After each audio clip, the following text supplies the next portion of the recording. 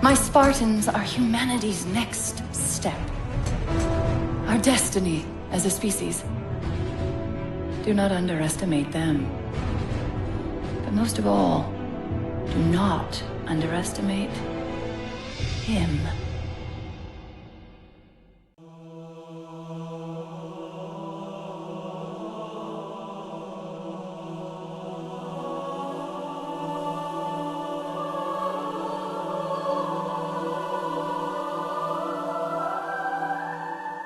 What's up? It's the Incurable Collector with a quick look at the Special Warfare Operator of the Navy, also known as Petty Officer John 1117, but most commonly referred to as the Master Chief.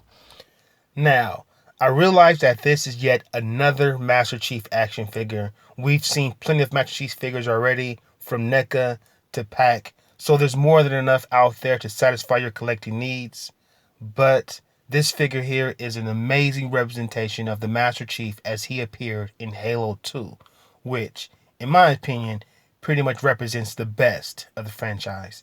I mean, the painting and the sculpting is flawlessly executed in what, at least as far as I'm concerned, is pretty much a replica of Master Chief Gaming's greatest soldier. I've been waiting for a definitive Master Chief for a while now. I know we have the Halo 4 Chief from Players Kai, and it's true that figure is a great figure. It's an awesome figure. Let's be clear about that. But as soon as I seen the promo shots for this figure, I couldn't say that thing fast enough. Simply because when I think about Master Chief, this is a Chief that comes to mind. The Mark 6 version from Halo 2, which personally I think is the most iconic. Not to mention his armor being one of the most recognizable symbols from any game pretty much ever. So now I finally have one. Sun hasn't died deep in my bones, straight from inside. I'm waking up. In my bones. No, don't make my system blow. Welcome to the new age. To the new age. Welcome to the new age. So you know the story. I mean, if you're watching this review, you likely know the history of Master Chief. You probably understand why many consider him to be the most luckiest and greatest soldier in gaming history. You know, he's a Spartan. Actually, he's the Spartan. I mean, he's a legend even among Spartans. He's a cybernetically enhanced elite super soldier. He is the result of the Spartan 2 program, a process which involved extensive conditioning and very painful biological augmentations. The Spartan 2 program was a means for the government to create its very own super soldiers. Now, many within the government believed it to be unethical. Others called it a necessary evil, but the sole purpose of the Spartan 2 program was to save mankind from destroying itself through civil war. Now, of course, all those objectives changed once the Covenant showed up on scene and started glassing human colonies. Now, for purposes of conditioning in the Spartan 2 program, children proved to be the most responsive as candidates. And because the program was kept top secret by the government, the 75 candidates who were chosen were kidnapped. And to cover up those abductions, to cover up their tracks, they will be replaced with flash clones. A flash clone was a type of clone with a very short shelf life. It had a very short expiration date. The clone would usually die of some natural cause like a heart attack or something sometime shortly thereafter, which was a side effect of flash cloning. Now, in John's case, he was taken at a very young age, around 6 years old, and he was forced to undergo the Spartan conditioning, a very lengthy, like I said, it's a very painful, a very expensive, and a very strenuous procedure. So much so that many of the original candidates wouldn't survive. Only 33 made it through to the end. Those that did complete their regimen of indoctrination and they went through their brutal, the rigorous training in the art of war and survived that painful augmentation process, they were then outfitted in the Mjolnir-powered assault armor. Now, this is just not some armor you put on.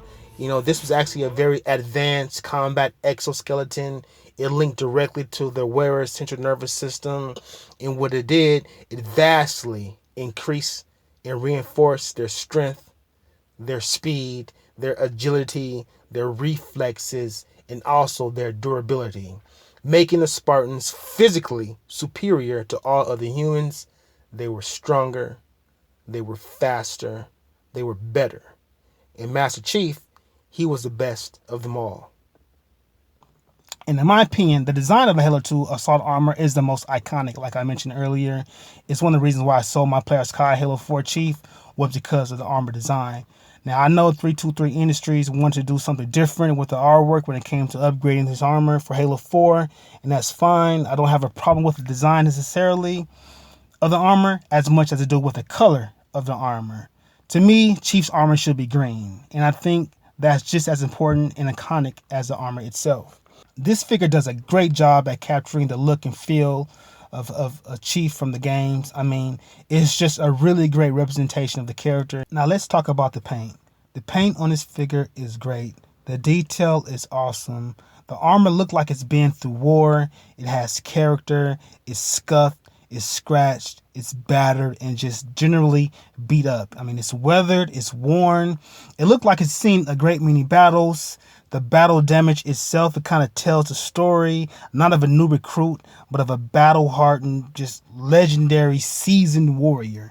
I mean, the shading everywhere on this thing. The green is a nice, shiny metallic. It looks really cool. There's various shadings of green all over it, which kind of help bring the armor to life. Now, I wish that the visor itself wasn't as dark and as flat. It doesn't have that reflective look like it does in the game, but it's still painted very well with a cool gloss glow to it. Now, this figure has some serious size. I know that it was promoted as being 11 inches. It's not 11 inches. It's right around 10 inches. But it has some size, so it has some size to it. It has some weight to it. And it should, considering that the Chief, when he wears it, stands about 7 feet tall and weighs 1,000 pounds in the suit. So it's understandable. As far as accessories go, they have included a bunch. Let's start with the hands. Obviously, he'll come with the closed fist pair attached. Then there's a pair of trigger hands for holding his SMGs. Also included is a pair of I don't know hands and one energy sword holding hand. Now about his weapons. Now dual wielding was an amazing mechanic that was implemented well in Halo's 2 gameplay. It was new to the series and it was a cool addition. You had the option to sacrifice accuracy in exchange for more firepower. And it's represented here with the included dual submachine guns.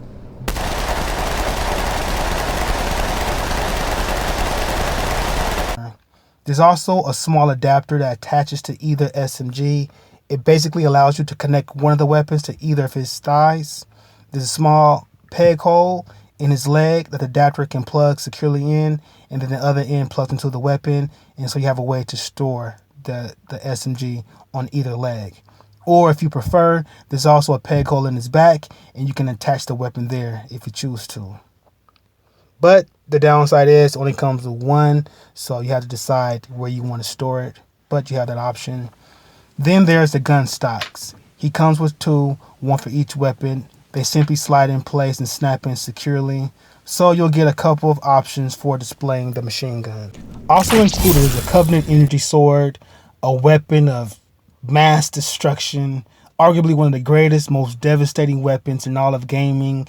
It was a weapon that was used primarily by the elites in Halo 1, and in Halo 2 was appropriated by Master Chief, and it became playable to us gamers. Now, it's a weapon that a great many players have found themselves at its mercy, and to be honest, we all know that the Energy Sword was cheap because there was no real defense for it, and a lunge from it meant certain death, but it was fun to use. And it's done really, really well here. It looks absolutely deadly. It's a nice, cloudy, translucent blue with a bunch of paint detail all over it to kind of convey that look of energy coursing through it. It also appears to be hollow on the inside, which kind of helps sell the illusion of it being made entirely of energy. And it's huge. I mean, this thing is gigantic to the point where I found it somewhat difficult for the Chief to hold it in any position above his head or in any pose that's not static, because like I said, the thing is gigantic and also has a little bit of weight to it. Now, unfortunately, what we don't get is a battle rifle, which absolutely sucks. But we do get the energy sword, so that's kind of a trade-off. I believe this is the first Master Chief to come with the energy sword, so, you know, like I said, it's a trade-off. But if you have any other Master Chief figures from the Kai line, then you can probably borrow one of those weapons and add it to this figure here. We don't have much time. Let's go. The weight is not distributed very well, so he has a tendency to fall over. He's been falling over all throughout this shoot. I can't really get him to hold that pose because he's so finicky because of all the weight, and it's kind of frustrating. Now, of course, he's well articulated with as much artic as you expect from a Player's Kai figure. Nothing really new to report there. I've been able to get him to do every pose I've wanted him to without much problem. So, like I said, nothing to report. The articulation is what you come to expect with Player's Kai. No more, no less. It's pretty good for this figure. You're able to do a lot of things with it. So, you know, there is some issues with his legs, being able to get those guys to, you know, to do certain things because there is no swivel there, but no deal breakers. Now, should you get this figure? Yes, it's the definitive Master Chief in any scale. The Halo 4 figure is awesome, yes, but this here is a version of the Chief that likely comes to mind of most Halo fans when they think about Halo. I mean, it has great paint apps, it has some awesome accessories, and it's sculpted to the point of being a miniature replica of the digital character. I mean, it's great, it's cool, it's Master Chief. Look, you like Halo? Yes. You like Master Chief? Yes. Then you'll likely love this figure. Yes, it has some issues as far as the balancing, like I mentioned earlier. It doesn't want to hold poses that well, especially when trying to carry his energy sword. But nothing that I feel is a real deal breaker. So it's things that I can deal with. Nothing major. All right, guys. Thanks for watching. Master Chief, you mind telling me what you're doing on that ship? Sir, finishing this fight.